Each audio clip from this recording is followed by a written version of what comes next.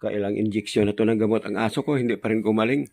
Kaya dati may nakapagsabi na used oil daw, kaya marumi na 'tong gilid ko dahil sa dati used oil yung pinupunas ko sa kanya. Pinapahid niya diyan sa gilid kaya marumi na tuloy yung gilid ko. Kaya lilinisin ko na naman yan.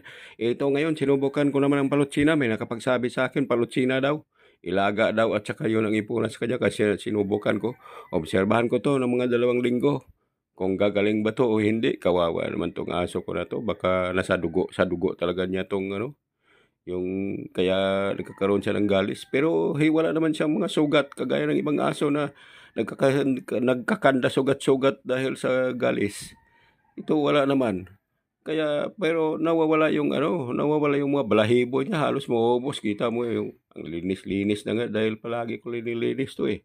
Pero 'to tingnan mo at saka ano, ewan ko nga ba subukan ko muna 'to, Palotsina na naman daw, eh. Palotsina daw puwede daw mawala daw yung galis ng aso. Kaya tignan ko nga kung mawala nga talaga ito. At kung hindi siya gagaling, obserbahan ko muna sa loob ng 2 linggo, obserbahan ko muna kung gagaling ba o hindi. 'Yun, maghahanap na naman ko ng ibang ano, pero marami na rin akong nasubukan nito, eh. Ewan ko nga ba kung anong dapat dito dahil nainjeksyonan na ito ng gamot ilang beses na at saka ginamitan ng sabon na papaya. Papaya na sabon, eh, wala pa rin. Hindi pa rin nawawala.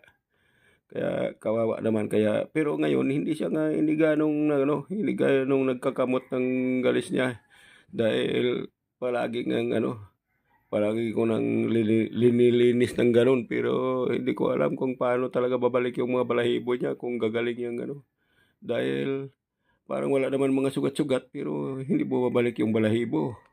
Kaya at saka minsan nagkakamot-kamot pa rin siya. Kaya naawa ako sa aso kaya ganitong ginagawa ko lagi, nililinis ko na lang.